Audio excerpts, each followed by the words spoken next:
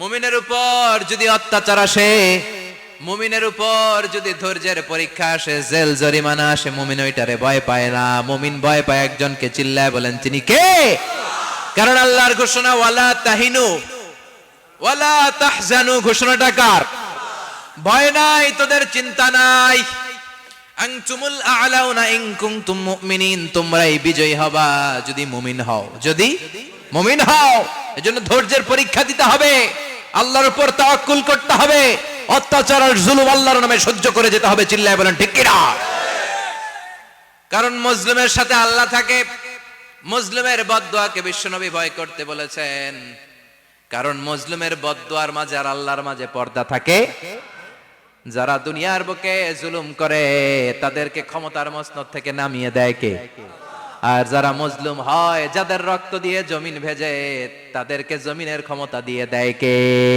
আর যারা রক্ত ঝরায়, ইতিহাস বলে তারা শেষ পর্যন্ত প্রাণ আর জান নিয়ে পালাবার জায়গাটা পায় না। চিল্লায় বলেন ঠিক কি না?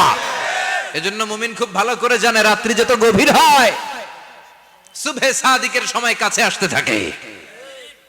গর্ভবতী নারীর পেটের জ্বালা যন্ত্রণা, ব্যথার পেইন যত বাড়ে, নতুন মেহমান আগমনের সময় কাছে আসতে থাকে।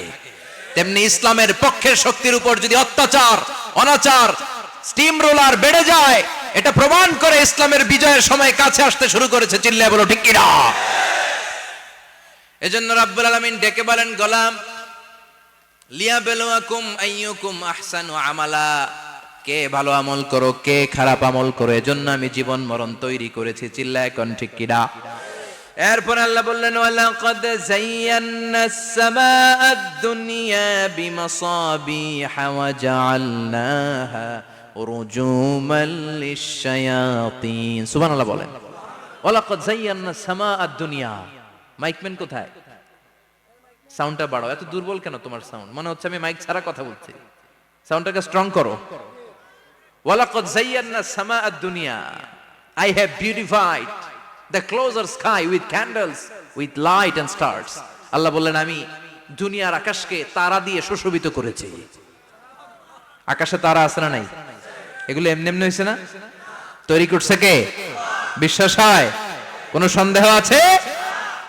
এখন তো লাইটিং ফাইটিং এর যুগে তারার যে কি সৌন্দর্য আমরা বুঝি না।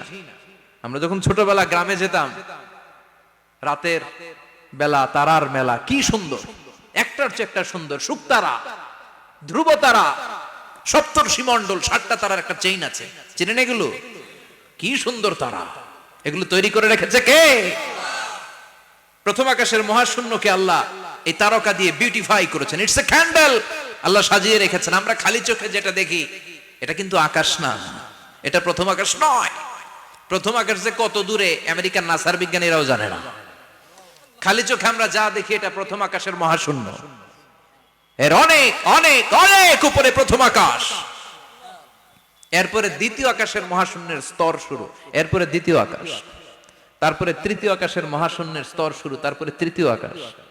একটার চেয়ে আরেকটা বড়। প্রথম আকাশের চেয়ে দ্বিতীয় আকাশ কত বড় বলি, আপনার হাতের আংটিটা যদি সাহারা মরুভূমিতে আপনি ছড়ে ফেলে দেন, পুরো মরুভূমির তুলনায় আংটি যত ছোট, আল্লাহর দ্বিতীয় আসমানের তুলনায় আল্লাহর প্রথম আসমানটা ঠিক তত ছোট। একটার চেয়ে একটা বড়, একটার চেয়ে একটা বড়। সূর্য দেখে আমরা অবাক হয়ে যাই, 9,30,00,000 মাইল দূরে। এই পৃথিবীর চেয়ে 13 লক্ষ গুণ বড়। এটার সানশাইন, আলো আসতে পৃথিবীতে 8 মিনিট 18 সেকেন্ড লেগে যায়। আমরা মনে করছি সূর্যই বড়। আমরা বসে আছি মাইথার দিয়াতে, তাই না? এই জায়গাটার নাম কি? মাইথার দিয়া। কি খালি এতটুকু প্যান্ডেলের সমান? কত বড় মাইথার দিয়া! এই পুরো মাইথার দিয়া কোন থানায় পড়ছে? দাউদকান্দি। দাউদকান্দি হচ্ছে কুমিল্লার 16টা থানার একটা, ঠিক কিনা? 16 থানা মিলে কুমিল্লার একটা জেলা। এরকম কয়টা জেলা আছে? 64 জেলা। এই 64 জেলা মিলে আমাদের সুজলা সুফলা, শস্য শ্যামলা, ডিজিটাল বাংলাদেশ। কথা কন। আর বাংলাদেশ হচ্ছে পৃথিবীর সবচাইতে বড় দেশ। হ্যাঁ, 64 জেলা, এরপরে ছোট। যাদের অ্যাটলাস ম্যাপ নিয়ে যাদের ধারণা আছে, তারা দেখবেন বাংলাদেশ এই শব্দটা লেখার জায়গাও আমরা পাই না। মানচিত্রে বাংলাদেশ শব্দটা লেখার জায়গা পায় না। বিআরএ উঠে যায় ইন্ডিয়ার উপর, আর ডিএসএইচ উঠে যায় আবার ইন্ডিয়ার উপর। মাঝখানের 2টা অক্ষর বাংলাদেশের উপরে পড়ে। চিল্লায় বলেন ঠিক কিনা? কত ছোট দেশ, পাশের ইন্ডিয়া 20-25 গুণ বড়, ইউরোপ আমেরিকার অনেক দেশ আছে, আমেরিকায় বাংলাদেশের চেয়ে শতগুণ বড়, কানাডা কয়েকশো গুণ বড়, রাশিয়া কয়েকশো গুণ বড়, এরকম প্রায় 200 দেশ নিয়ে পৃথিবীর স্থলভাগ, আর 70% হচ্ছে শুধু পানি। এই সব মিলে আমাদের এই পৃথিবী। আর এত বড় পৃথিবীর চেয়েও নাকি সূর্য 13 লক্ষ গুণ বড়। তার মানে সূর্যই বড় না, সূর্যের চেয়ে অনেক বড় তারা আছে। সূর্যের পরে পৃথিবীর সবচেয়ে কাছের যে তারা বা স্টার, ওটার নাম হচ্ছে প্রক্সিমা সেন্ট্রাই। নাম কি? প্রক্সিমা সেন্ট্রাই। এরপরে আলফা সেন্ট্রাই এ, আলফা সেন্ট্রাই বি, ইটা ক্যারিনা, বেটেলজিউস, এরকম একটার পর একটা তারা। যেই সূর্য পৃথিবীর চেয়ে 13 লক্ষ গুণ বড়, বেটেলজিউস নামে একটা তারা আছে, ওটা সূর্যের চেয়ে 33 কোটি গুণ বড়।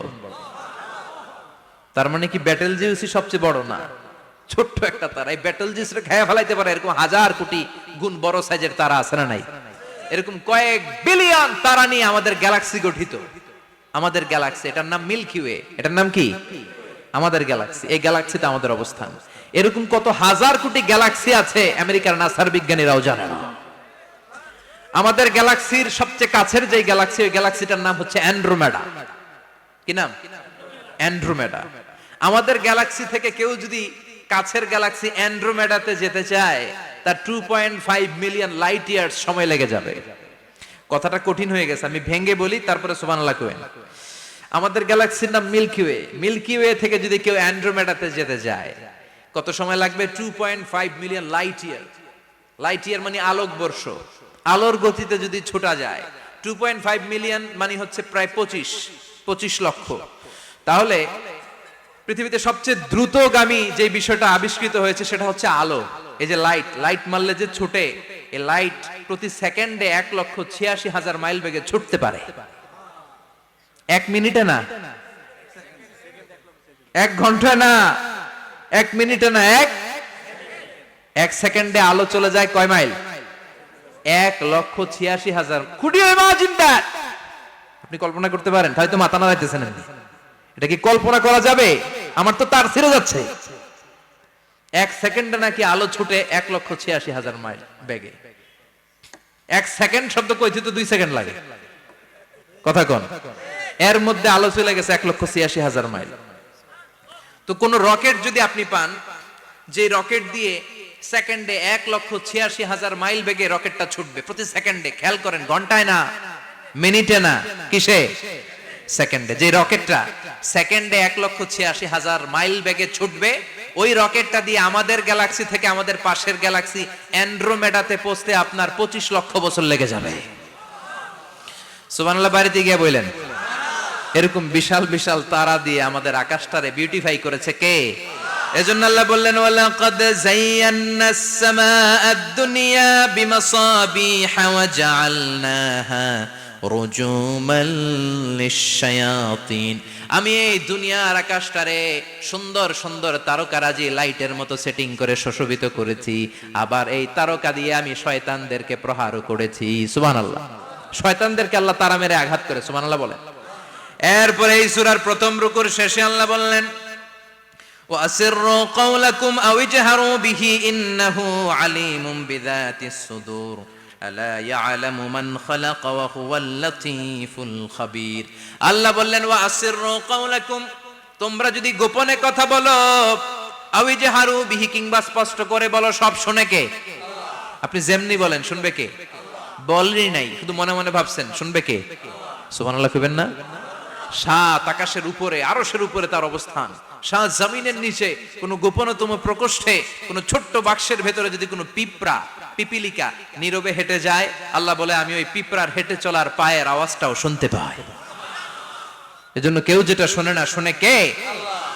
এরপর আল্লাহ বললেন, হুয়াল্লাযী জাআলা লাকুমুল আরদা যালুলান ফামশু ফি মানাকিবিহা ওয়া কুলু মির রিজকি ওয়া ইলাইহিন নুশুর। সুবহানাল্লাহ বলেন।